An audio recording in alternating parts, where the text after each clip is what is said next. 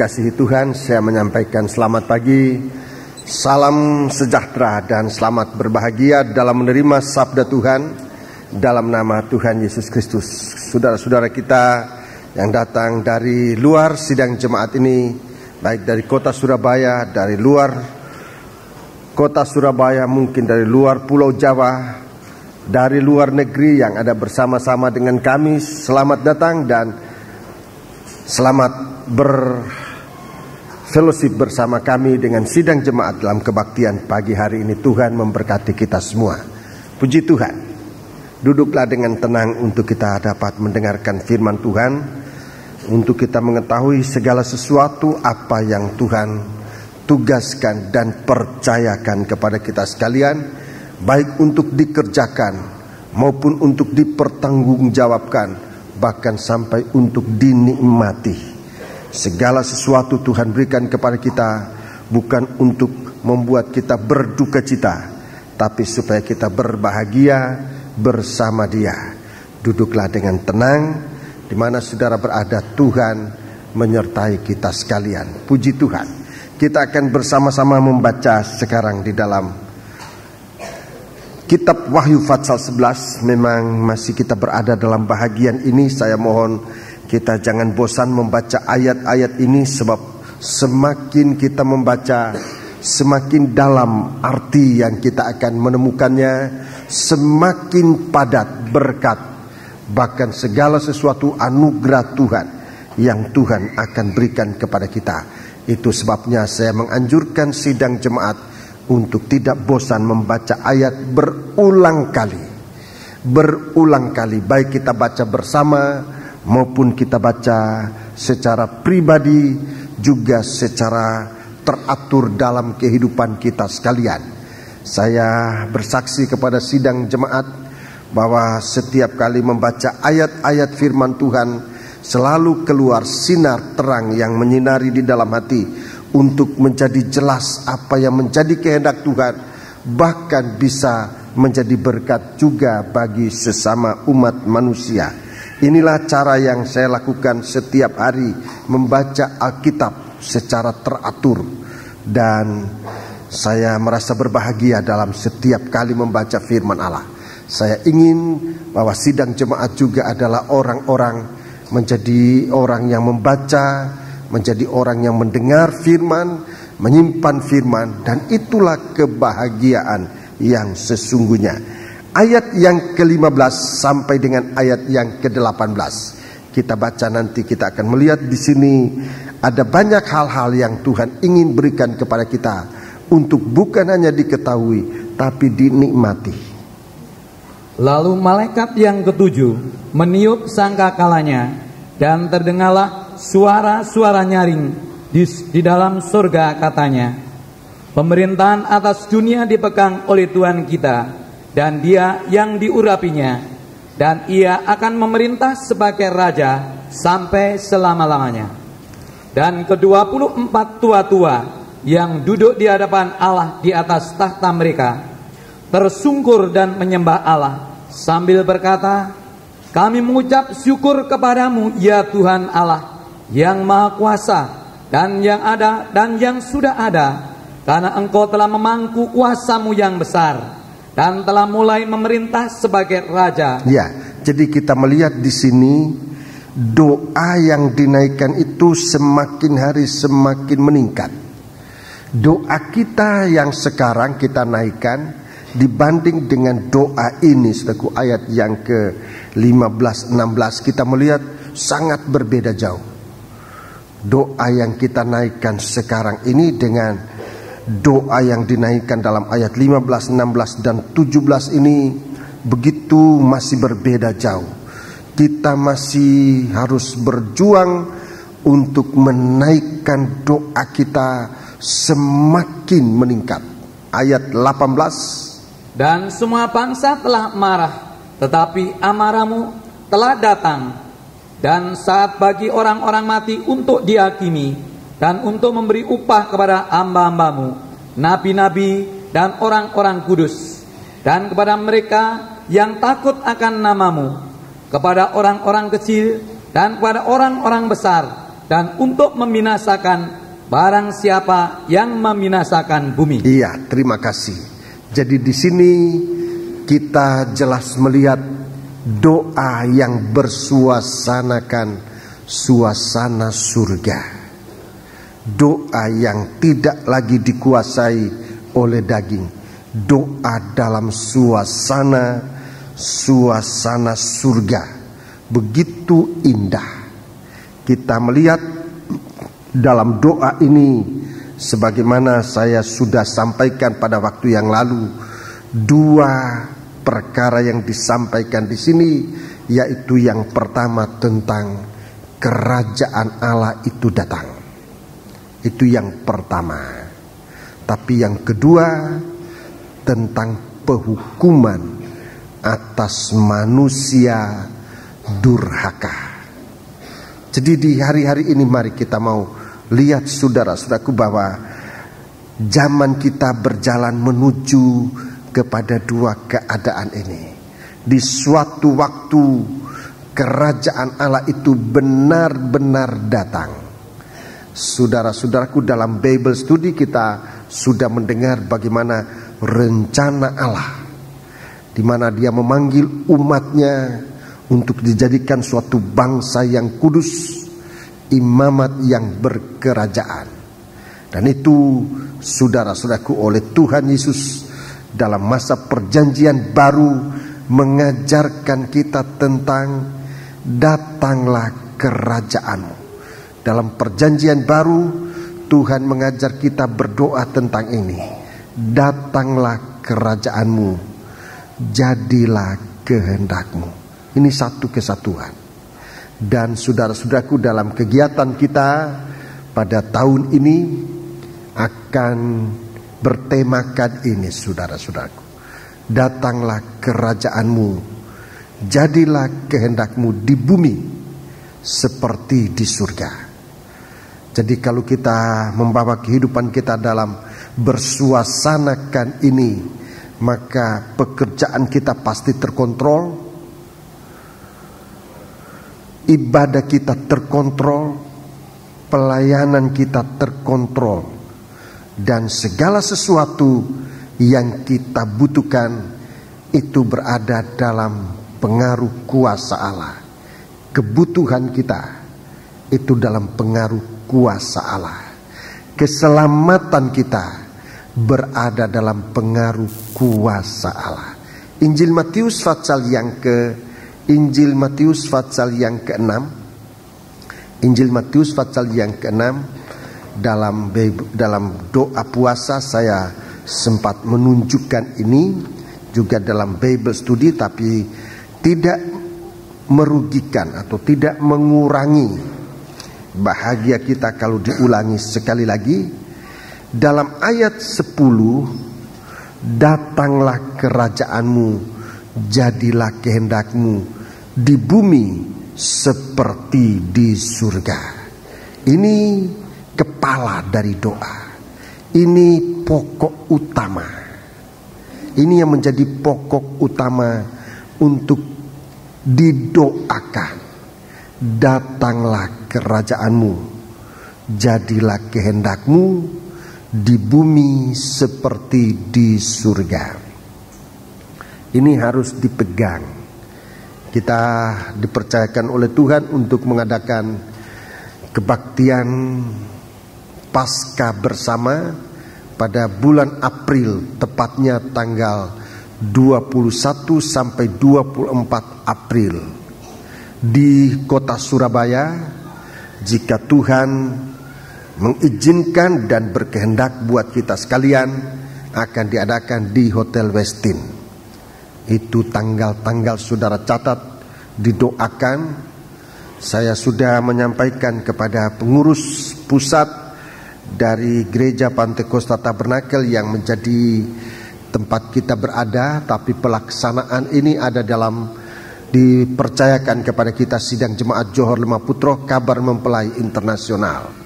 Tapi kita adalah bagian dari organisasi Gereja Pantekosta Tabernakel. Saya sudah memohon doa, memohon bantuan doa kepada semua anggota Badan Pengurus Pusat dari Gereja Pantekosta Tabernakel di daerah-daerah, dan mereka juga bersedia untuk mendoakan kita, sebab kita tidak mampu melakukan dengan kekuatan kita sendiri tanpa dukungan doa dari semua saudara-saudara kita, dan terutama sidang jemaat ini. Kitalah yang utama untuk berdoa, dan memang nanti akan diatur tentang doa ini secara rantai, dan doa kali ini akan berkepanjangan sebab dua event yang akan kita lakukan semuanya berat. Pertama, kebaktian pasca persekutuan bulan April tanggal 21 sampai dengan 24 April. Kemudian akan dilanjutkan tanggal 25 Mei, diperkirakan sampai awal bulan Juni kita adakan kebaktian persekutuan di Nederland. Saya mendapat isyarat dari sana untuk kita bersekutu dengan hamba-hamba Tuhan dan sidang jemaat di seluruh Nederland dari gereja kita yang ada di sana dalam kebaktian persekutuan, terutama pada tanggal 31 Mei yang akan datang. Itulah hari Pantekosta akan diadakan di Nederland. Oleh sebab itu kita berdoa semua ini saudara-saudaraku, dan untuk saudara-saudara yang akan mengikuti tentunya tidak dilarang, tetapi persiapan mental kita, segala pembiayaan, segala sesuatu pengurusan jangan dibebankan kepada seseorang atau kepada panitia, tapi kita membantu, saling membantu dalam pengurusan, sebab cukup berat hari-hari ini. Dan semua ini kalau itu menjadi kehendak Tuhan, saudara-saudaraku, kita perlu menyerahkan diri kepada Tuhan. Jadilah kehendakmu di bumi ini seperti di surga. Jadi kehendak Allah dari surga diturunkan di bumi kepada setiap orang yang menerima kerajaan Allah. Kita masih akan berdoa lebih intensif. Doa puasa kita akan lanjutkan sesudah tanggal 13 Januari yang lalu di tempat ini hari Selasa. Nanti pada tanggal 9 sampai 11 Februari akan diadakan di Kota Batu, di YWI Batu. Memang gereja-gereja di Surabaya, oleh persekutuan gereja-gereja yang ada di Surabaya, bersepakat untuk mengadakan kebaktian doa puasa pada hari itu 9 sampai 11. Semua gereja-gereja yang ada di Surabaya, yang tentunya tidak dipaksa tapi dengan rela hati, untuk mengadakan kebaktian-kebaktian doa dan puasa. Sebab memang keadaan kita di Indonesia ini, di negara kita, membutuhkan bantuan doa. Pemerintah bantuan doa.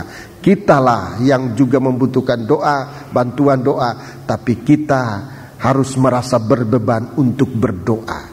Gereja-gereja yang lain ada yang membuat di gereja masing-masing, ada yang bersekutu. Saya mendengar informasi ada juga yang akan pergi ke Batu, di hotel-hotel mereka adakan persekutuan-persekutuan, tapi khusus untuk kita diadakan baik di Batu, di YWI, tetapi juga doa setiap hari di sini akan diadakan bagi yang memang tidak bisa ikut. Akan saya buka juga kesempatan bagi saudara-saudara yang memang tidak bisa ikut ke Batu, tapi yang bisa ikut, ikutlah, tetapi semua harus tertib supaya dalam doa itu jangan justru daging yang bersuara, daging yang ribut, tetapi justru dalam doa itu kita bisa menerima sesuatu dari Tuhan. Ada yang mungkin ikut ke Batu tapi tidak bisa nginap, pulang pergi. Panitia akan mengaturkan itu supaya semua berjalan lancar. Ada yang tidak bisa nginap, tidak bisa pulang pergi, tapi merindukan berdoa. Di tempat ini juga akan dibuka kesempatan berdoa. Saya tidak menuntut jumlah sekian banyak, 2 atau 3 orang pun yang merindukan berdoa, itu akan nanti dilayani oleh hamba Tuhan. Hamba-hamba Tuhan yang nanti akan bertugas melayani di kota Surabaya. Saya hanya merindukan satu, adalah jemaat ini menjadi tumpuan dari kehendak Allah. Tumpuan, menyediakan diri menjadi tumpuan kehendak Allah. Jadilah kehendakmu di bumi. Di bumi yaitu di kita ini, yang menyediakan diri menjadi landasan landingnya kuasa Allah dari surga datang ke bumi ini. Kalau kita menyediakan hati kita lagi menjadi sasaran Tuhan untuk menurunkan kuasa dari surga, dan kita menjadi alat yang berguna. Kemudian ayat 11, berikan kami pada hari ini makanan kami yang secukupnya. Ada kebutuhan. Kalau kerajaan surga kita terima, hidup dalam kehendak Allah, mengenai kebutuhan itu urusannya Tuhan. Mengenai kebutuhan yang sekarang dikejar oleh manusia di dunia ini, dan sudah membuat manusia gelisah, bahkan sudah menghasilkan banyak masalah. Itu sebenarnya bagi orang yang menerima kerajaan surga dan mau hidup dalam kehendak Allah, hal itu menjadi urusannya Tuhan. Saya memberanikan berbicara ini, saudara-saudaraku, sebab sudah merupakan pengalaman saya sebagai hamba Tuhan di waktu-waktu yang lalu, dan ini selalu saya kasih tahu kepada rekan-rekan hamba Tuhan, kepada murid-murid sekolah Alkitab. Kalau kita melayani Tuhan dengan baik, itu urusan kita. Bagaimana kita memperkenankan hati Tuhan, melakukan kehendak Tuhan, itu urusan kita. Kalau tentang kebutuhan kita, itu urusannya Tuhan, bukan urusan kita. Itu urusannya Tuhan. Tapi kita lihat di hari-hari ini banyak kali urusan kita yaitu bagaimana kita memperkenan hati Tuhan. Kita tidak urus, kita urus bagaimana kebutuhan kita dapat. Akhirnya semua hilang. Kita tidak bisa memperkenankan hati Tuhan, kebutuhan hidup kita juga kita tidak dapat. Menjadi susah, menjadi sangat susah. Itu yang saya lihat. Saya sering menasihati rekan-rekan hamba Tuhan dalam tekanan, dalam segala sesuatu. Ayo coba mikirkan kehendak Tuhan. Kalau saja kita melakukan kehendak Tuhan, sampai saya ngomong untuk menjelaskan, belum kasihnya Tuhan, baru simpatinya manusia, kita sudah berkelimpahan. Kalau kita melakukan kehendak Tuhan, tidak usah dulu kasihnya Tuhan, baru simpatinya orang itu kita sudah kelimpahan. Belum kasihnya Tuhan. Kalau Tuhan mencurahkan kasihnya, kita benar-benar bukan hanya berkelimpahan, tapi bisa menjadi berkat. Tapi bagaimana kita bisa mengalami semua itu sementara kita jauh dari kehendak Tuhan? Orang-orang juga tidak bersimpati. Sudah susah masih mencuri, sudah susah masih macam-macam, tidak bisa diatur. Simpatinya orang aja sudah nggak ada, apalagi kasihnya Tuhan. Jadi inilah kita pikirkan dalam kehidupan kita, memikirkan bagaimana kita melakukan kehendak Tuhan. Suasana surga kita miliki, kebutuhan kita berikan kami pada hari ini makanan kami yang secukupnya. Dalam praktik bukan hanya secukupnya, tapi berkelimpahan. Untuk apa kelimpahannya? Untuk mengucap syukur kepada Allah, itu nomor 1. Nomor 2, untuk mengasihi sesama. Kemudian ayat 12, dan ampunilah kami akan kesalahan kami seperti kami juga mengampuni orang yang bersalah kepada kami, dan janganlah membawa kami ke dalam pencobaan, tetapi lepaskanlah kami daripada yang jahat, karena Engkaulah yang empunya kerajaan dan kuasa dan kemuliaan sampai selama-lamanya. Amin. Jadi di sini soal keselamatan. Kalau kita berada dalam kehendak Allah, selain dari kebutuhan kita, keselamatan kita dijamin oleh Tuhan. keselamatan kita dijamin oleh Tuhan. Keselamatan jauh lebih mahal dari hanya keamanan. Keselamatan itu dijamin oleh Tuhan. Jadi kita lihat di sini bagaimana Tuhan memberikan kita jalan hidup untuk siap menerima kerajaan surga. Jadilah kehendakmu di bumi seperti di surga. Di hari-hari ini, saudara-saudaraku, Tuhan sangat dekat untuk memenuhi atau menjawab doa yang sudah dinaikkan berabad-abad lamanya. Kurang lebih 2000 tahun yang lalu Tuhan mengajar umatnya untuk berdoa semacam ini, saudara-saudara, di zaman gereja Tuhan. Dan sekarang kita sudah lebih dekat kepada kegenapan jawaban dari doa itu, di mana dalam sangkakala yang ke-7 dikatakan kerajaan Allah datang di dunia ini. Dalam kitab Wahyu tadi ayat Fatsal 11 ayat yang ke Fatsal 11 ayat yang ke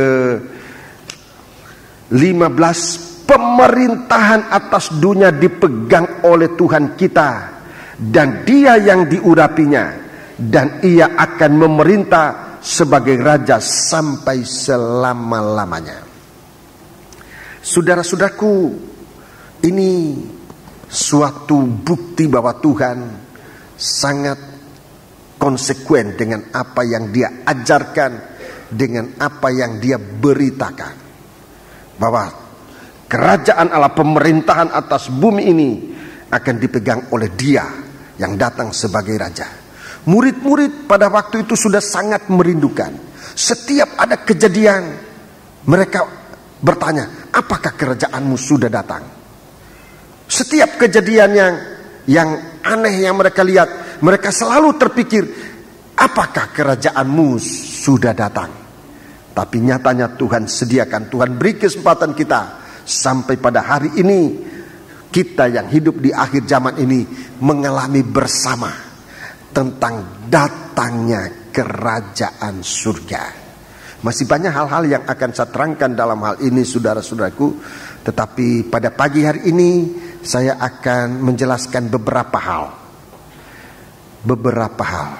Kita melihat lebih dahulu pengalaman. Jadi Tuhan bukan cuma ajarkan, tetapi di suatu waktu Tuhan menunjukkan bahwa benar-benar kerajaan itu datang. Tidak besok, tapi hari ini. Tidak besok, tapi hari ini. Jadi itu berarti, saudara-saudaraku, sewaktu-waktu Tuhan bisa memberikan kita kerajaan surga dalam kehidupan kita sekalian. Sekarang apa yang kita harus doakan? Mari kita membaca di dalam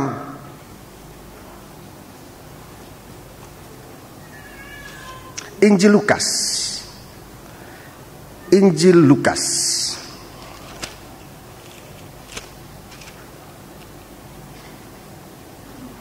Injil Lukas pasal yang ke-23. Injil Lukas pasal yang ke-23.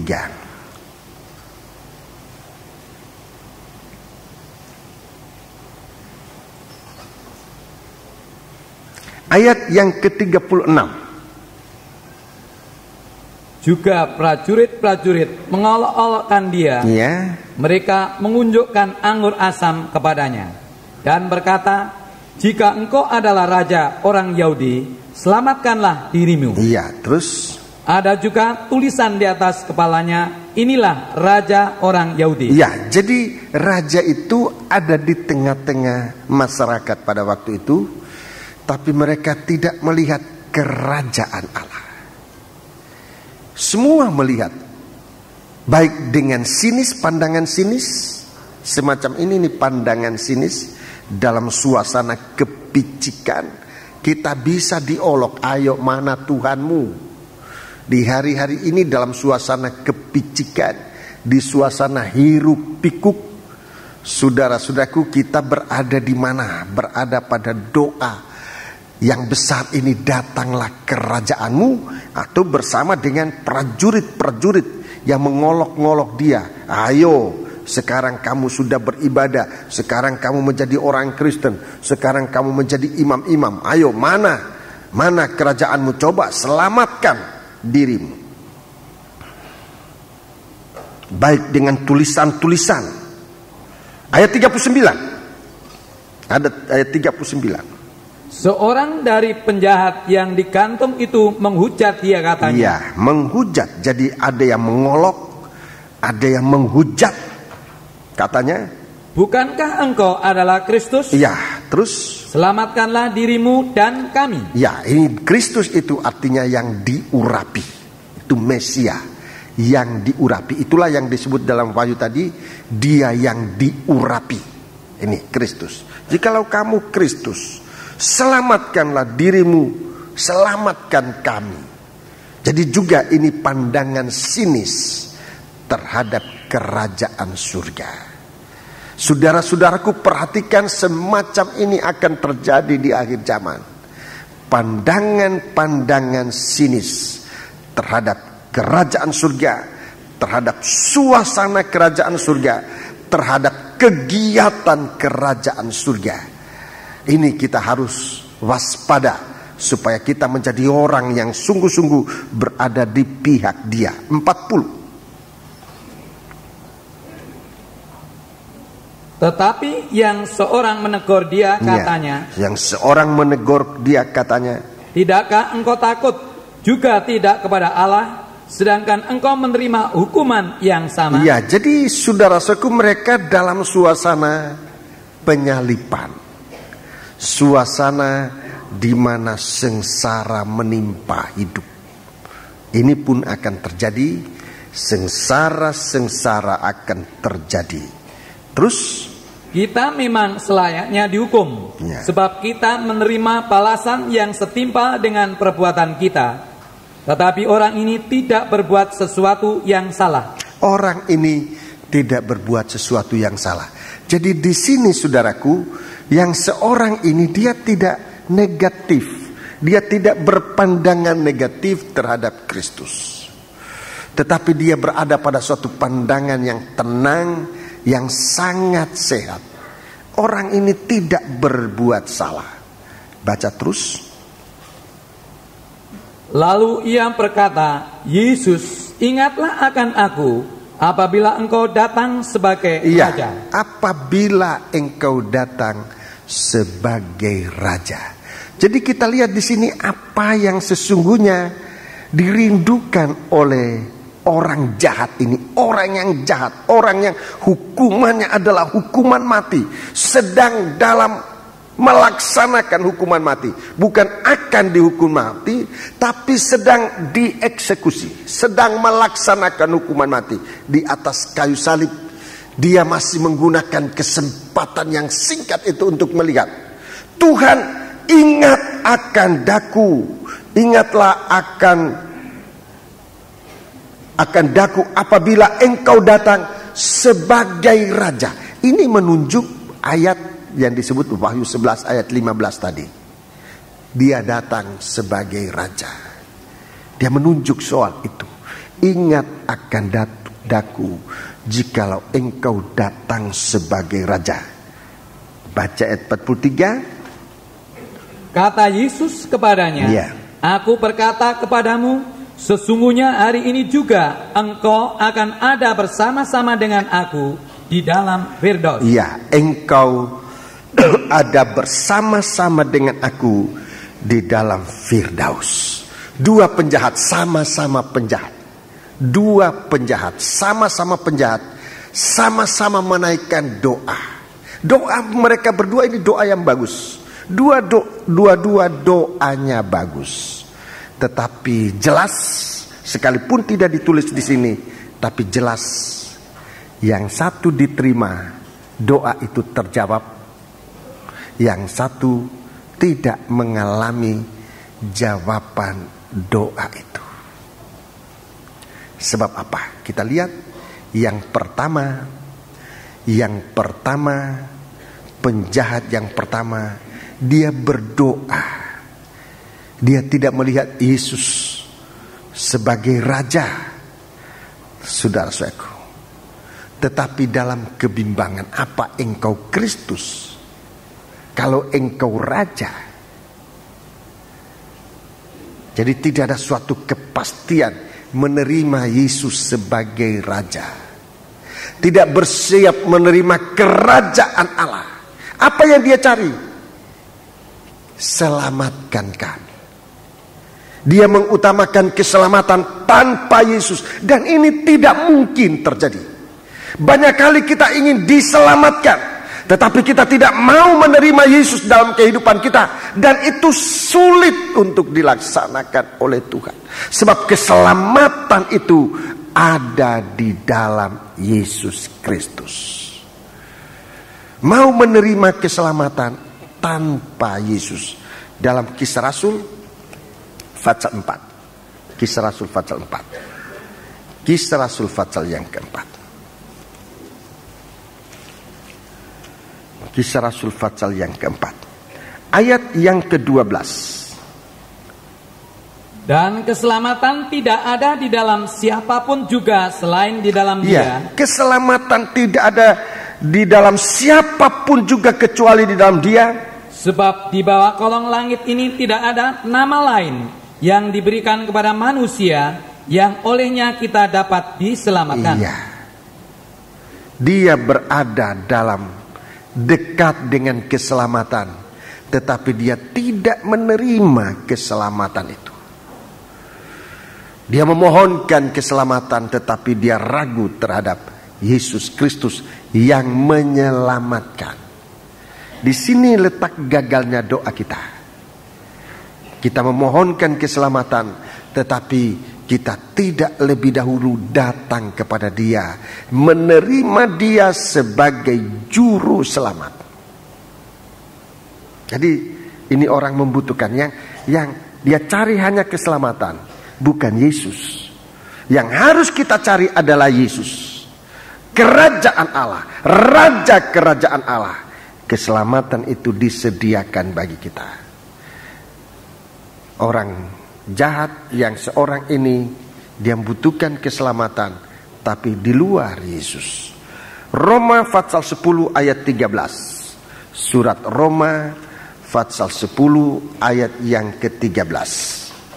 Saya sampaikan ini dalam bentuk penginjilan untuk kita bisa mengerti apa yang harus kita lakukan. Sebab barang siapa yang berseru kepada nama Tuhan akan diselamatkan. Iya, sebab barang siapa yang berseru kepada nama Tuhan akan diselamatkan. Saya sebagai seorang hamba Tuhan, teristimewa sebagai gembala, banyak kali melayani orang yang sebentar lagi akan meninggal. Dalam pergumulan akhir-akhir hayatnya, saudara-saudaraku buka mata banyak kali sudah tidak bisa bicara, sudah tidak bisa, tapi saya tetap yakin dia mendengar, maksudnya akan tetap bisa. Selalu saya bisikan nama Yesus. Seringkali kelihatan di mulutnya bergerak menyebut Yesus sekalipun sudah tidak terdengar, tapi saya percaya jiwanya ikut menyebut nama Yesus dan dia mengembuskan napasnya, dia menyebut nama Yesus. Saudara-saudara yang mungkin menunggui, saudara-saudara yang sekarat, yang begitu tidak punya pengharapan lagi untuk hidup, sebutkan nama itu di kupingnya, di dekat dia. Yesus, Yesus. Setiap orang yang berseru kepada nama Tuhan akan diselamatkan. Itu sebabnya saya juga selalu menyampaikan, kalau saudara dalam keadaan tidak bisa berdoa lagi, sebut dengan percaya Yesus. Itu Raja, itu kerajaan Allah. Keselamatan itu ada, kebutuhan itu ada. Jadi kalau kita saudara-saudaraku berada dalam kerajaan Allah, menerima kerajaan Allah itu, kebutuhan kita dijamin oleh Tuhan, keselamatan kita dijamin oleh Tuhan. Kita kembali dalam Injil Lukas pasal yang ke-23. Yang kedua, penjahat yang kedua. Penjahat yang kedua, doanya sangat berbeda dengan doa yang pertama. Doa yang pertama minta keselamatan, tetapi tidak memperoleh keselamatan. Dia cari di luar Yesus. Dia ragu terhadap Yesus. Yang seorang, dia tidak meminta keselamatan. Dia tidak meminta keselamatan. Dia tidak meminta apa yang ia butuhkan, tidak. Dan memang tidak perlu lagi, dia sebentar lagi akan meninggal. Katakan, Tuhan, Yesus, ingatlah akan aku apabila engkau datang sebagai raja. Jadi dia melihat bagaimana Tuhan nanti akan berkuasa atas bumi ini. Bagaimana kerajaan Allah akan terjadi di bumi ini. Itu yang dia lihat dan itu yang dia doakan, supaya dia berada dalam kerajaan Allah itu.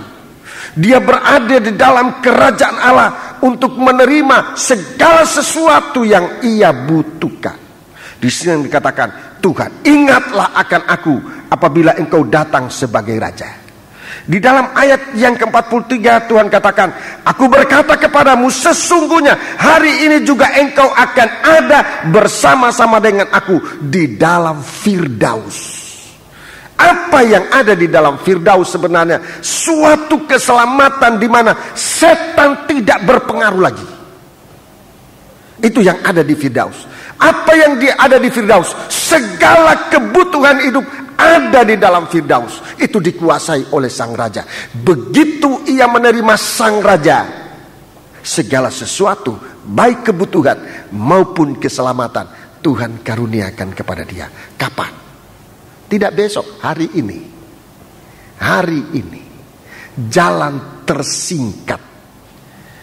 Jalan tersingkat untuk mendapat pertolongan dari Tuhan adalah menerima kerajaan Allah dan melakukan kehendaknya. Itu jalan tersingkat untuk menerima pertolongan. Mengapa saudara-saudaraku banyak kali kita diizinkan oleh Tuhan begitu lama? Sebab kita membuat jalan kita sendiri. Kita berharap pada kekuatan kita. Ini memperpanjang jalan untuk menerima pertolongan Tuhan. Kita merasa kemampuan kita sendiri, dengan kepandaian, dengan kekayaan kita, dengan kekuatan kita. Kita hanya sebenarnya memperpanjang jalan, memperlambat waktu pertolongan Tuhan datang kepada kita. Kalau kita begitu merendahkan diri untuk siap melakukan apa yang menjadi kehendak Allah, pertolongan Tuhan segera datang. Dan Tuhan katakan, tidak besok, tapi hari ini. Aku berkata kepadamu, sesungguhnya hari ini juga, sesungguhnya hari ini juga engkau akan ada bersama-sama dengan aku di dalam Firdaus. Ini bukan suatu perumpamaan, saudaraku. Cerita ini bukan suatu perumpamaan, tapi memang kejadian yang benar, kejadian yang sungguh-sungguh. Tetapi bukan hanya bersifat sejarah. Cerita ini bukan hanya ditulis untuk sebagai sejarah bahwa Yesus pernah menolong orang, tetapi juga sebagai kuasa nubuat untuk kita sekarang, bahwa kalau dulu Tuhan menolong orang yang di kayu salib ini, sekarang juga Tuhan bisa menolong kita. Itu kuasa, namanya kuasa nubuat. Jadi kejadian ini, saudara-saudaraku, kejadian ini merupakan suatu jaminan bahwa apa yang diajarkan oleh Tuhan, apa yang dinubuatkan oleh Tuhan sudah berlaku, akan berlaku, sedang berlaku sekarang, dan nanti juga akan berlaku. Sebab itu, saudaraku, mari doa kita ini nomor satu, datanglah kerajaan. Tema kita nanti sesudah ini akan berganti, datanglah kehendak, datanglah kerajaanmu, Jadilah kehendakmu. Ini tema yang kita akan pegang di hari-hari mendatang. Sesudah Tuhan berusaha untuk mempersekutukan kita dengan Dia, mempersekutukan satu dengan yang lain, mari doa kita satukan. Datanglah kerajaanmu. Jadilah kehendakmu dalam kami. Itu berarti penyerahan hidup kita di hari-hari menjelang kedatangan Tuhan ini sudah semakin kita harus berserah kepada Dia. Saudara-saudaraku, kita melihat apa hasil dari doa orang ini dalam Wahyu pasal 11. Kitab Wahyu pasal 11 tadi, Wahyu pasal 11. Wahyu pasal 11 ayat yang ke-18. Wahyu 11 ayat 18 bagian B. Dan untuk memberi upah kepada hamba-hambamu. Jadi Tuhan itu datang memberi upah kepada hamba-hamba. Siapa ini hamba Tuhan? Hamba Tuhan adalah orang yang melakukan kehendak Tuhan. Jadi kalau Tuhan menyuruh kita melakukan sesuatu, bukan nyuruh begitu saja. Tuhan selalu siap. Kalau Tuhan memerintahkan kita untuk melakukan segala sesuatu, saudaraku, Tuhan sediakan jaminan untuk memberi upah kepada hamba-hamba Tuhan. Hamba Tuhan bukan cuma pendeta. Pendeta harusnya hamba Tuhan. Seharusnya pendeta itu hamba Tuhan. Tapi sayangnya di hari-hari akhir, saudara-saudaraku, bahkan nanti hari-hari akhir juga nanti masih akan ada pendeta-pendeta tapi bukan hamba Tuhan. Pangkatnya pendeta tapi dia melakukan kehendaknya sendiri. Itu bukan hamba Tuhan. Pendeta itu harusnya hamba Tuhan. Sidang jemaat juga hamba Allah. Kalau dia melakukan kehendak Allah. Imam-imam adalah hamba-hamba Allah kalau melakukan kehendak Allah. Setiap orang yang melakukan kehendak Allah itu adalah hamba-hamba. Dan Tuhan tidak pernah menipu. Tuhan tidak pernah mengurangi upah kita. Apa yang Tuhan janjikan itu Tuhan genapi. Di hari di mana kita menerima kerajaan surga itu, upah itu diberikan. Nabi-nabi, orang-orang kudus, nabi-nabi, orang-orang kudus, kepada orang-orang kecil dan orang-orang besar. Tadi saudara-saudara dari Pondok Kasih menyanyi, anak-anak saya dengar, berikan kami ini, berikan kami butuh ini, kami butuh itu. Sekarang saudara dengarkan, lebih dari kebutuhanmu itu, kalau saudara menerima kerajaan Allah, melakukan kehendak Allah, hidup melakukan kehendak Allah. Tadi saya sudah katakan, belum kita menerima kasih Allah, baru simpatinya orang sudah hidup. Perhatikan ini, orang-orang kecil maupun juga orang-orang besar. Sekarang percobaan buat orang-orang besar cukup berat, buat bos sekarang ini cukup berat. Bagaimana kita sekarang menerima kerajaan surga? Kerajaan Allah datang dengan upah. Upah. Bahwa kita dalam hidup kita melakukan kehendak Allah, menjauhkan diri daripada segala sesuatu yang tidak baik. Di dalamnya itu ada kuasa Allah, saudara-saudara, yang memberikan kita pertolongan. Itu sebabnya dalam doa ini kita lihat bagaimana Tuhan menjamin kita sekalian.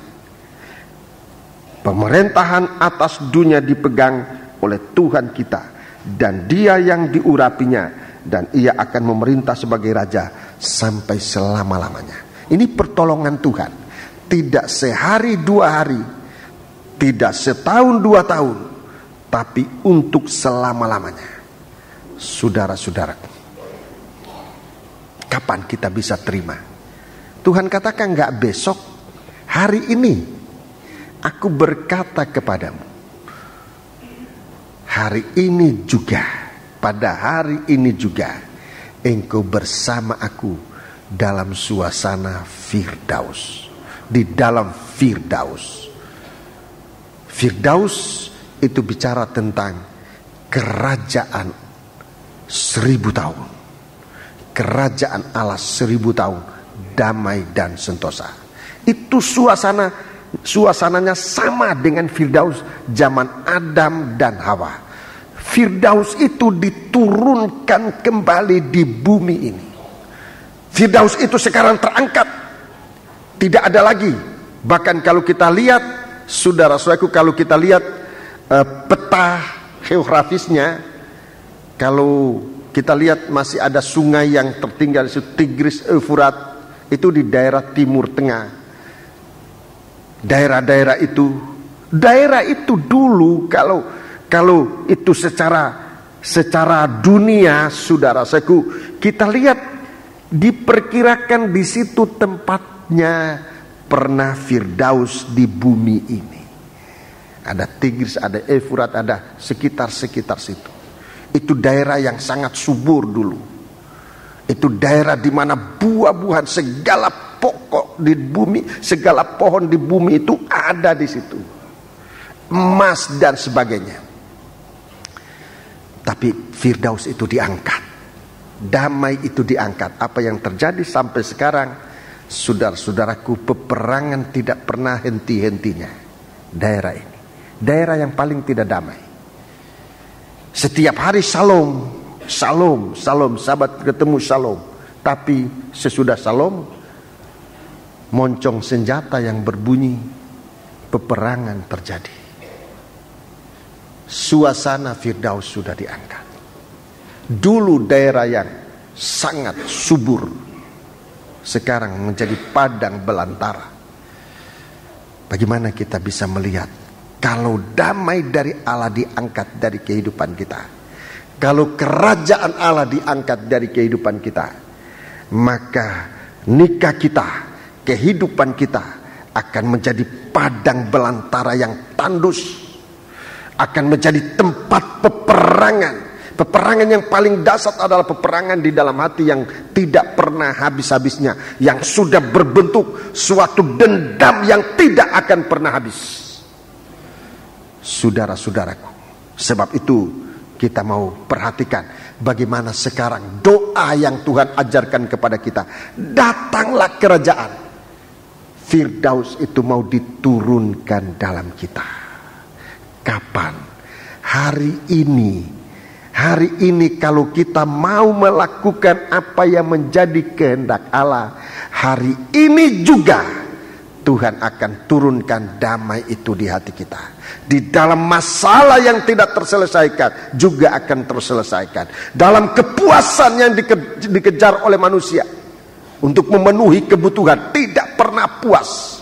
Begitu hebatnya kebutuhan manusia, ditandai dengan sejauh mana manusia puas.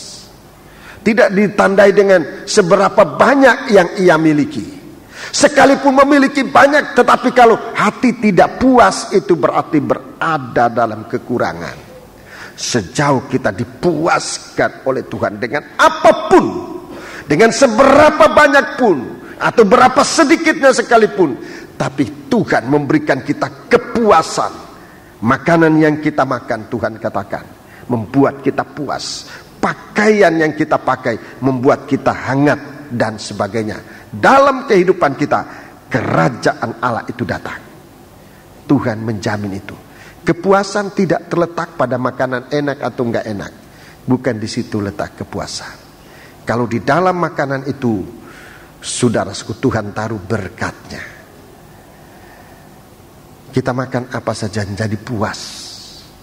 Sebab Tuhan taruh berkatnya. Itu sebabnya jangan lupa berdoa. Jangan lupa berdoa kalau makan, supaya Tuhan memberikan kita kekuatan, kesehatan, kepuasan dalam makan. Jangan hanya kalau dengan orang Kristen berdoa. Kalau di warung lihat toilet kiri kanan, oh tidak ada pendeta, tidak ada tua-tua, tidak ada orang Kristen. Hayo berdoa, dimanapun berdoa. Saya dulu jengkel sama orang Pantai Kosta. Kita ini orang Pantai Kosta. Saya Kristen tapi Kristen tidak tahu berdoa. Orang Pantai Kosta minum teh, minum air, berdoa. Saya waktu itu berdoa kalau pesta, berdoa. Kalau cuma minum teh kok berdoa? Buat apa berdoa? Minum aja. Lama-lama saya menjadi mengerti juga. Sekarang berdoa. Makanan dan minuman baru menjadi kekuatan kita, memuaskan kita kalau Tuhan memberkatinya. Tidak semua uang itu berkat. Tidak semua makanan itu berkat. Tidak semua minuman itu berkat. Segala sesuatu yang di dalamnya untuk memuliakan Tuhan, di dalam kehendak Allah, diberkati oleh Tuhan. Itu yang disebut berkat. Puji Tuhan. Jadi ini gegenapan dari kerajaan Allah yang pernah ditunjukkan oleh Tuhan kepada orang justru dalam suasana kritis. Sebentar lagi akan mati. Sebentar lagi kakinya akan dipatahkan. Sebentar lagi kakinya akan dipatahkan. Untuk kemudian mati dan dia tinggalkan dunia ini. Sebelum itu dia lebih dahulu masuk di dalam kerajaan Allah. Jangan menunggu mati dulu baru masuk dalam kerajaan Allah. Saya ulangi perkataan ini. Jangan tunggu nanti kalau sudah mati baru masuk kerajaan Allah. Itu pandangan saya dulu. Lama itu saya berpandangan itu. Saya waktu masih kecil sampai menjadi remaja, saya pikir masuk kerajaan Allah kalau sudah mati baru masuk kerajaan Allah. Itu pikiran dan pandangan yang salah. Sekarang saya lebih baik katakan dengan ayat Lukas 23 ini. Jangan mati sebelum masuk dalam kerajaan Allah. Jangan dulu mati sebelum masuk dalam kerajaan Allah. Masuk dulu dalam kerajaan Allah baru mati. Jadi jangan terbalik, saudara. Jangan terbalik, banyak kali terbalik. Saya ini orangnya. Dulu kalau saya dengar orang Pantai Kosta bilang, wah selamat, saya sudah selamat, saya pikir betapa sombongnya orang ini masih hidup sudah bilang selamat. Keselamatan itu urusan waktu hidup ini, bukan nanti kalau sudah mati. Selamat dulu baru mati. Masuk surga dulu baru mati. Jangan mati dulu baru masuk surga. Belum tentu itu. Sebab di sini katakan memberi. Ayat 18 kita baca ayat 18. Kalau kerajaan Allah datang kita lihat. Ayat 18. Dan semua bangsa telah marah, tetapi amarahmu telah datang, dan saat bagi orang-orang mati untuk dihakimi. Ya, saat orang-orang mati untuk dihakimi. Siapa orang mati yang dihakimi ini? Adalah orang-orang yang mati di luar Tuhan. Ini dihakimi, dihukum. Jadi lebih baik masuk surga dulu baru mati. Selamat dulu baru mati. Mati tubuh kita ini. Sebab itu berarti kita tidak lagi, terima kasih, kita tidak lagi menerima penghukuman dari Allah. Jadi sekarang ini pastikan diri ini di dalam kerajaan Allah, di dalam pengaruh sang raja di atas raja, dia yang diurapi atau di luarnya.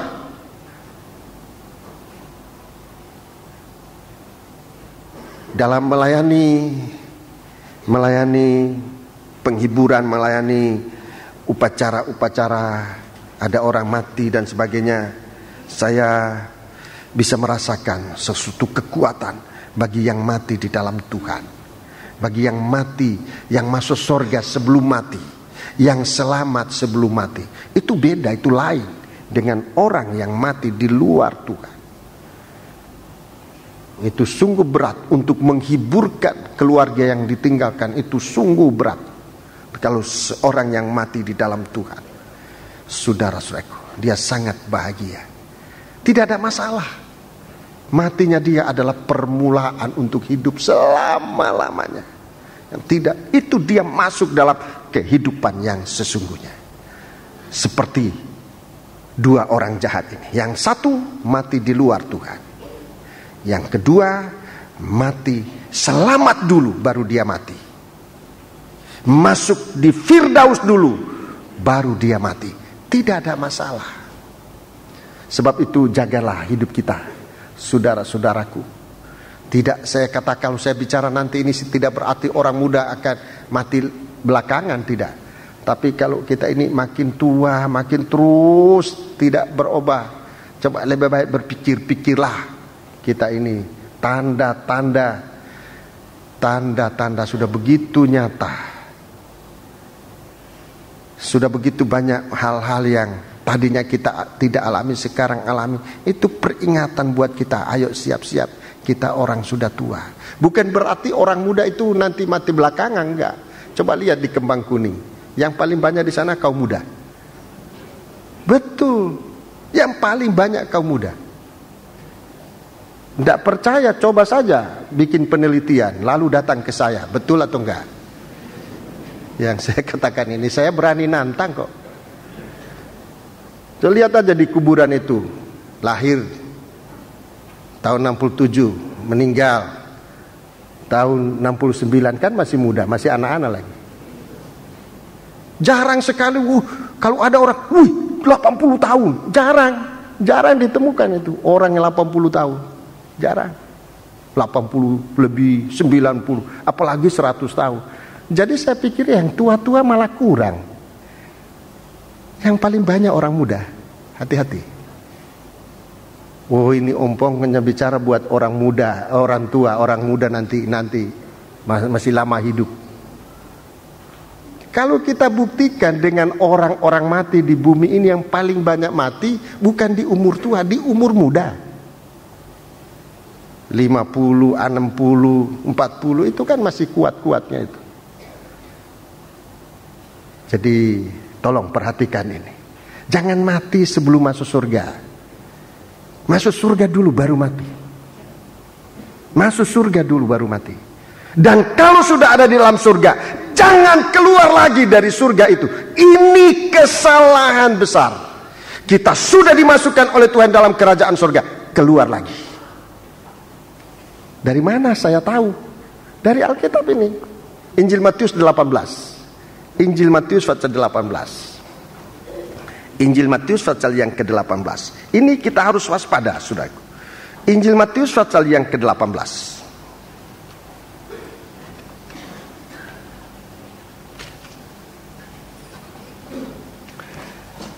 Ayat 23. Injil Matius 18 mulai ayat yang ke-23. Dengarkan baik-baik, saudaraku. Sebab hal kerajaan surga seumpama seorang raja yang hendak mengadakan perhitungan dengan hamba-hambanya. Hendak mengadakan perhitungan, pertanggung jawab. Tuhan mengadakan perhitungan. Jangan saudara pikir kita berbuat sekarang leluasa, kita bebas, bisa berbuat ini dan itu, berbuat semau hati kita. Jangan saudara pikir perbuatan itu tidak harus dipertanggungjawabkan. Raja di atas segala raja akan datang dan meminta pertanggungan jawab.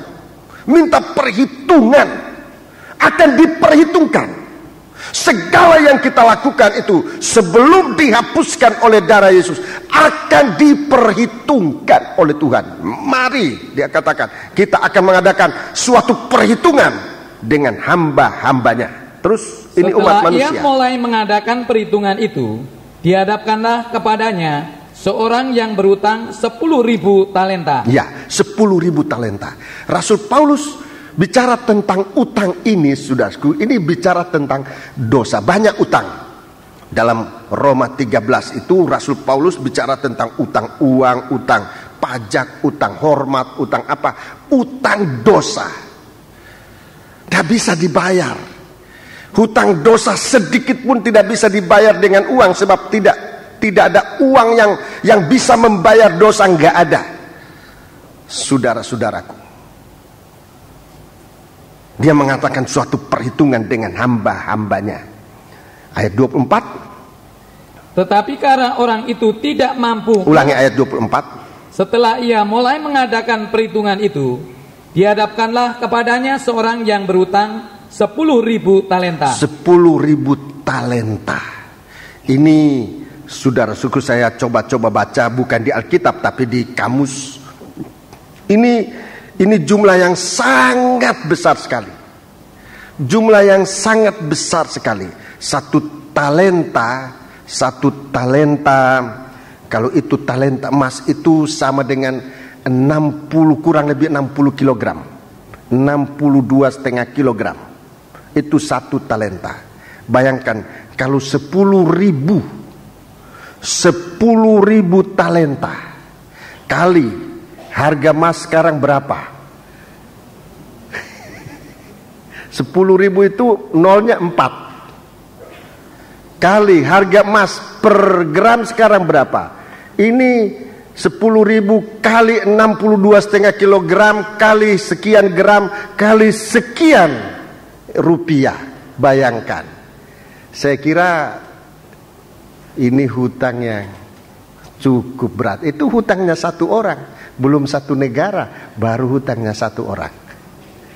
Belum hutangnya istri, ini baru hutangnya suami. Belum hutangnya istri, hutang anak. Sebab nanti semua ini dituntut. Suami tidak bisa bayar istri, istri tidak bisa anak. Nomor 1, nomor 2, 3, 4, 5, 6, 7, 8, 9. Tetap tidak bisa bayar. Sebab setiap orang itu punya bawa utang, bukan datang bayar utang, semua bawa utang. Punya suami sendiri tidak bisa terbayar, utang istri tidak bisa terbayar, utang anak, 9 anak, kalau tambah cucu lagi ya sudah nggak tahu lagi. Semua harus sama barang-barangnya sekali. Barang-barangnya itu juga utang. Barang-barangnya utang, mobilnya utang, rumahnya utang, semuanya utang. Nah, bagaimana manusia hidup? Coba bayangkan. Ini utang, ini orang datang kepada sang raja. Jadi 10.000 talenta. Ayat 25. Ayat 25. Tetapi karena orang itu tidak mampu melunaskan utangnya, raja itu memerintahkan supaya ia dijual beserta anak istrinya dan segala miliknya untuk membayar utangnya. Untuk membayar utangnya. Tidak mampu dijual. Orang raja itu memerintahkan supaya semua dijual, istri, anak, semua dijual, harta semua dijual untuk membayar utangnya. Tapi juga belum cukup. Ayat 26. Maka sujudlah hamba itu menyembah dia, maka katanya. Sujudlah hamba itu menyembah dia, katanya. Sabarlah dahulu. Ya, sabarlah dahulu. Segala hutangku akan kulunaskan. Segala hutangku akan kulunaskan. Ini sebetulnya sudah omong kosong itu. Biar MIF datang, nggak bisa. Apalagi sekarang namanya, apalagi namanya IMF, apalagi yang bank, apalagi bank dunia lah, apa saya sudah ndak pusing saya baca itu.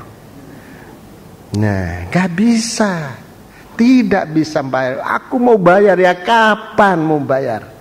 Mau kapan? Sampai dunia 7 kali kiamat ya masih belum selesai juga. Begitu banyak utangnya. Terus lalu tergeraklah hati raja perhatikan. itu. Lalu tergeraklah hati raja itu oleh belas kasihan kepada hamba itu. Iya. Sehingga ia membebaskan dan menghapuskan utangnya. Iya, ia membebaskan dan hutang ini dihapuskan. Inilah kerajaan Allah. Inilah kerajaan Allah. Dihapuskan, hutang dihapuskan, itu sama halnya kita diselamatkan dari utang itu. Perkataannya itu sebetulnya begitu. Kita dibebaskan dari utang, itu artinya kita diselamatkan. Kita tidak perlu lagi menanggung derita. Tidak perlu lagi. Kita diselamatkan dari utang kita yang begitu besar.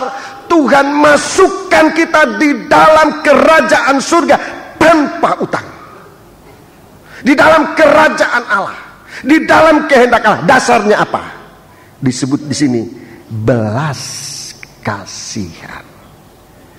Belas kasihan Allah. Di situ Tuhan taruh kita. Ini kerajaan surga. Ini belas kasihan. Itu kerajaan Allah yang datang kepada kita. Taruh tanda dulu di dalam Injil Matius pasal 15 ini supaya kita segera bisa kembali. Tapi saya akan tunjukkan lebih dahulu dalam 1 Timotius pasal 1. 1 Timotius pasal 1. 1 Timotius pasal yang pertama. Dalam surat 1 Timotius pasal yang pertama. 1 Timotius pasal pertama, kita membaca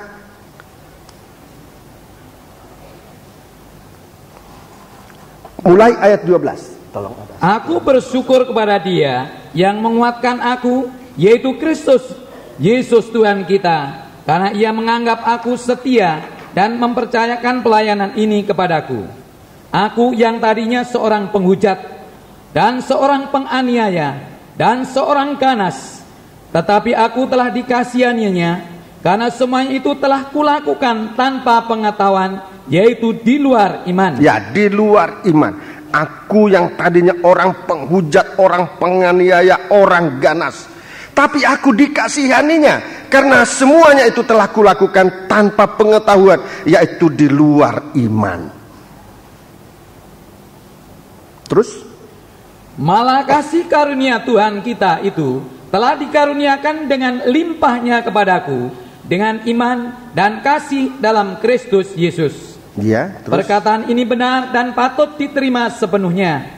Kristus Yesus datang ke dunia untuk menyelamatkan orang berdosa, dan di antara mereka akulah yang paling berdosa. Akulah yang paling berdosa di antara manusia di dunia ini. Akulah yang paling berdosa. Terus, tetapi justru karena itu aku dikasihani. Aku dikasihani Agar dalam diriku ini sebagai orang yang paling berdosa, Yesus Kristus menunjukkan seluruh kesabarannya. Yesus menunjukkan seluruh kesabaran. Tidak ada lagi dosa sedikit pun, tidak ada yang dia ingat, dia lupakan semua. Oleh karena kasih karunia-Nya, dia taruh kita di dalam kerajaannya. Dan ini suatu kemurahan yang sangat besar di antara manusia yang hidup dunia. Aku yang paling besar dosaku, tapi justru di dalam aku yang paling besar dosa ini, Tuhan melimpahkan di dalam aku kesabarannya, seluruh kesabarannya. Terus, dengan demikian aku menjadi contoh bagi mereka yang kemudian percaya kepadanya dan mendapat hidup yang kekal. Ya, terima kasih. Seharusnya, saudaraku, seperti Rasul Paulus mengatakan, kalau kita ini menjadi yang paling berdosa, tetapi diampuni, kita mendapat kesempatan untuk percaya dan memasukkan hidup kita di dalam Dia, sesungguhnya supaya kita menjadi berkat. Itu tujuannya Tuhan, supaya aku menjadi contoh bagi mereka yang kemudian percaya kepadanya. Masih ada orang-orang yang berdosa yang banyak, supaya kita yang diampuni ini menjadi contoh bagi orang-orang berdosa, supaya mereka juga datang kepada Dia. Kita membaca sekarang, kita kembali dalam Injil Matius pasal yang ke-18 tadi. Injil Matius pasal yang ke-18, sekarang ayat yang ke-28. Ayat yang ke-28. Tetapi ketika hamba itu keluar, Ya, ketika hamba itu keluar, terus ia bertemu dengan seorang hamba lain yang berutang 100 dinar kepadanya. Ya, tadinya dia punya utang begitu banyak. Ini berutang 100 dinar. Saya tidak tahu harganya 1 dinar sekarang berapa. Mungkin saudara-saudara yang ada hubungan dagang dengan dinar-dinar ini masih ada uang dinar ini sekarang, masih tidak tahu nilainya. Ini 100 dinar. Tetapi saya baca di dalam kamus itu 1 dinar itu sedikit sekali. Ini hanya 100 dinar, kecil sekali. Terus ia menangkap dan mencekik kawannya itu. Iya, dia menangkap, mencekik kawannya itu. Katanya, bayar utangmu. Bayar utangmu. Maka sujudlah kawannya itu dan memohon kepadanya, sabarlah dahulu, hutangku itu akan kulunaskan. Ya, hutangmu itu akan kulunaskan. Tetapi ia menolak dan menyerahkan kawannya itu. Tetapi ia menolak dan menyerahkan kawannya itu ke dalam penjara sampai dilunaskannya utangnya. Ya, terima kasih. Jadi kita lihat di sini bahwa orang ini dia keluar dan dia melihat di sana ada 100 dinar.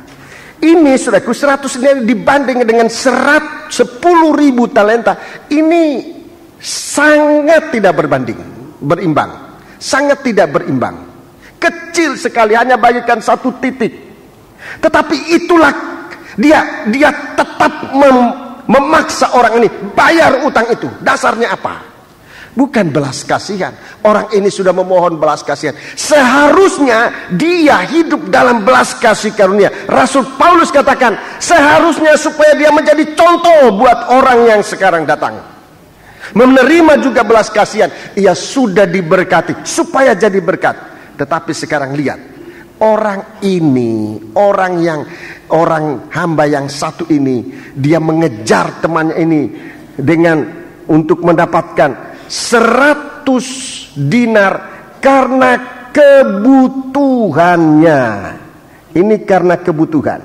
Jadi saudara-saudaraku, dia meninggalkan kasih karunia, mengejar kebutuhan, meninggalkan surga, hanya mengejar kebutuhan. Tolong saya akan jelaskan lewat gambar yang memang tidak bagus saya gambar ini, tetapi inilah gambarannya kira-kira.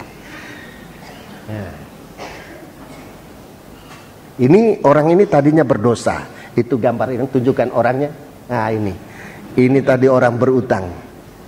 Tadinya dia harus dihukum, sudah harus dijual, istri dan anak-anak, harta bendanya semua dijual untuk bayar utang. Masih belum tertutup juga. Oleh belas kasihan, oleh kasih karunia, dia ditaruh di dalam suatu bulatan yang besar. Di sana dia aman, tidak ada yang bisa menagih lagi. Dia di dalam bulatan itu aman, kebutuhannya tercukupi, segala sesuatu. Ini gambaran bulatan kerajaan surga yang begitu besar yang Tuhan berikan kepada kita. Hidup di dalam kerajaan surga. Hidup dalam kerajaan surga. Tapi di suatu waktu dia ingat, oh ada orang yang berutang 100 dinar. Dia kejar 100 dinar itu karena dia merasa membutuhkan. Nah, inilah kebutuhan. Dia mengejar kebutuhan, tinggalkan kasih karunia. Dia kejar kebutuhan, tinggalkan kasih karunia. Dan ini banyak berlaku dalam kehidupan kita.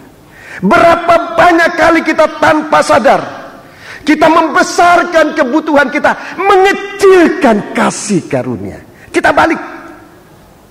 Kita mengejar kasih, mengejar kebutuhan kita, sampai rela-relanya mengorbankan ibadah kita, mengorbankan pelayanan kita, mengorbankan belas kasihan Allah. Kita keluar untuk hanya apa yang kita kejar di dunia itu.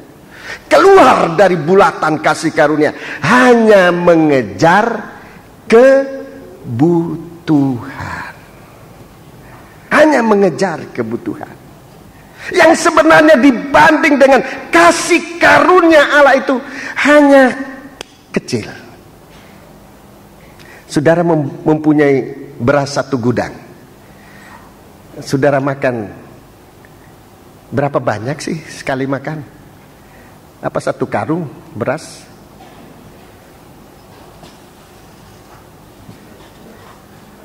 Malah lebih sedikit kita makan.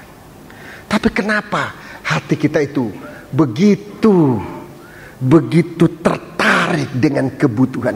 Sebab apa? Ini rahasianya. Sebab kita tidak berada di dalam Firdaus. Kita tidak berada di dalam pengaruh kerajaan Allah.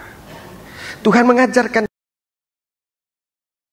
hei hamba yang jahat, seluruh hutangmu telah kuhapuskan karena engkau memohonkannya kepadaku.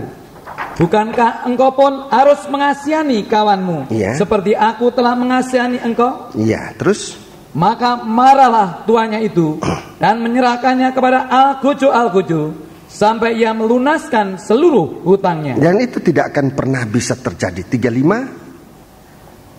Maka Bapakku yang di surga akan berbuat demikian juga terhadap kamu, apabila kamu masing-masing tidak mengampuni saudaramu dengan segenap hati. Ya, tolong. Ya. Jadi orang ini tadinya di dalam kasih karunia, tapi karena kebutuhan dia tinggalkan kasih karunia. Dia menganggap kebutuhan itu lebih tinggi dari kasih karunia. Akhirnya dia ditangkap, dia dijatuhkan, masuk dalam penghukuman kekal selama-lamanya. Saudara-saudara, supaya kiranya gambar ini tergambar di hati saudara. Ingat, kalau sudah mulai meninggalkan kasih karunia, ingat ini, arahnya tinggal kejatuhan. Meninggalkan kasih karunia, arahnya tinggal kepada kejatuhan. Bukannya kita tidak punya kebutuhan, punya kebutuhan. Tapi kalau kita benar-benar ada di dalam kasih karunia Allah, kebutuhan kita digenapkan oleh Tuhan. Banyak hal-hal, kesalahan orang lain yang dia lakukan bagi kita, ada kesalahan. Tapi coba ingat-ingat bagaimana kita ditolong oleh Tuhan. Sebab itu saudara-saudaraku, pada hari ini saya menyampaikan ini kepada kita. Saya tidak ingin memperpanjang. Saudara-saudaraku, dalam kesempatan berikut saya akan menyampaikan lagi berita ini dalam bentuk doa, dalam bentuk studi, tapi dalam bentuk penginjilan. Hari ini saya sampaikan kepada kita bahwa kerajaan surga, kasih karunia Allah itu jauh lebih tinggi dari segala apa yang kita butuhkan, dari segala apa yang kita perlukan, sampai dengan keselamatan. Orang yang tadi mengejar kebutuhan, dia tidak dapat kebutuhan, dia juga kehilangan keselamatan. Dia tidak bisa mengampuni orang, dia tidak ada keselamatan. Padahal doa yang sempurna ini berada di sini. Kalau kita hidup dalam kasih karunia, sepatah kata kita didengar oleh Tuhan. Sepatah kata juga, Tuhan ingat akan daku kalau engkau datang sebagai raja. Sekarang Tuhan datang berkerajaan di bumi ini. Dia yang diurapi telah memegang kekuasaan dan menjadi raja untuk selama-lamanya. Biarlah Tuhan menjadi raja di dalam hati kita sekalian. Sebuah nyanyian, datanglah kerajaan, kehendakmu jadilah. Saya suka nyanyian ini, tapi saya tidak bisa nyanyi nyanyian ini. Saya suka sekali nyanyian ini, tapi nggak bisa nyanyinya. Berapa? 163. Kita nyanyi dulu sebelum kita berdoa.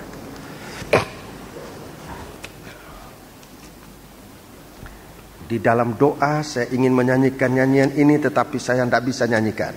Mari kita menyanyi bersama-sama 163. Ya, kerajaanmu datanglah, kehendakmu jadilah. Kita bangkit berdiri.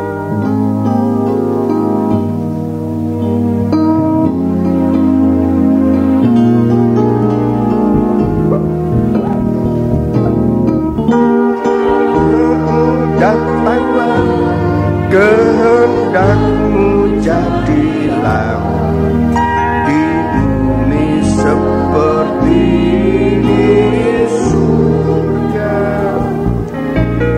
Kerajaanmu datanglah, kehendakmu jadilah di bumi seperti di surga. Mulialah Raja segala raja, kuasa di udara diruntuhkan. Biarlah nama Tuhan ditegakkan sekarang, kemuliaan kuasanya atas kita. Kerajaanmu datang, kehendakmu jadilah di bumi seperti di surga. Kerajaanmu datang, kehendakmu jadilah di bumi seperti di surga. Kerajaanmu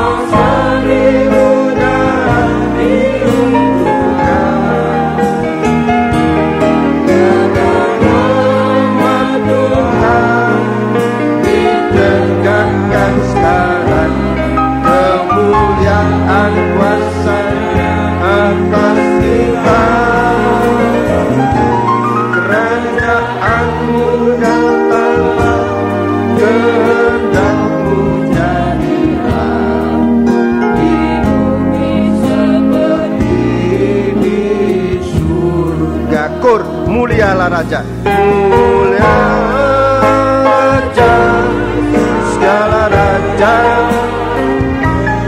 penguasa di udara diruntuhkan. Biarlah nama Tuhan ditegakkan sekarang, kemuliaan kuasa-Nya atas kita. Kerajaan-Mu datanglah, kehendak-Mu jadilah di bumi seperti di surga. Kur, muliakanlah Raja, segala raja, penguasa di udara diruntuhkan. Biarlah nama Tuhan ditegakkan sekarang, kemuliaan kuasa-Nya atas kita. Kerajaan-Mu datanglah, kehendak-Mu jadilah di bumi seperti di surga. Muliakanlah Raja, segala raja, penguasa di udara diturunkan. Biarlah nama Tuhan ditegakkan sekarang, kemuliaan kuasa-Nya atas kita. Kerajaan-Mu datanglah, kehendak-Mu jadilah di bumi seperti di. Sekali lagi, Kur. Muliakanlah Raja, segala raja,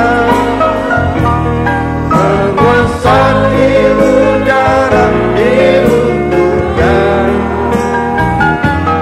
Biarlah nama Tuhan ditegakkan sekarang, kemuliaan kuasa-Nya atas kita.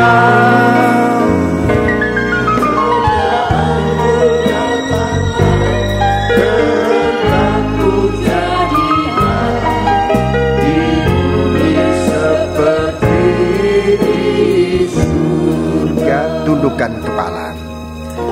Demikian Bapa, doa kami naikkan bersama dalam nyanyian ini.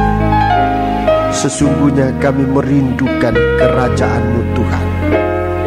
Sesungguhnya kami ingin hidup dalam kasih karunia-Mu. Sementara godaan dari kebutuhan kami sangat mengganggu kami. Kami tidak berpengaruh, kami tidak berkuasa untuk melepaskan diri kami. Sebab penguasa di udara, itulah roh tidak taat kepada Engkau sedang merajalela di bumi, di dalam kehidupan orang-orang yang durhaka. Tetapi kami berterima kasih Tuhan, bahwa sesungguhnya dalam kasih karunia-Mu Engkau membuat kami aman di dalamnya. Engkau membuat kami, oh Tuhan, terpelihara. Sekarang kami berdoa Bapa, biarlah Engkau tetapkan hati kami menghargai kasih karunia-Mu, menghargai Engkau Raja di atas segala raja. Inilah doa kami yang kami naikkan bersama. Sekarang Tuhan, curahkanlah kasih-Mu dalam kami. Kami ingin tetap tinggal dalam kasih karunia ini, tapi dengan kekuatan kami sendiri kami tidak mampu. Kekuatan hanya dari Dikau. Angkat tangan dua ke atas. Mohon kekuatan dari Tuhan untuk bisa tetap dalam kasih karunia. Sebab godaan dan ancaman mengganggu kita di hari-hari ini. Sementara Tuhan sesungguhnya menempatkan kita di tempat yang teraman, di dalam Firdaus. Kita peroleh sekarang kalau kita menerima Dia sebagai Raja di atas segala raja. Angkatlah tanganmu, ucapkan syukurmu kepada Allah. Haleluya, haleluya, haleluya, haleluya,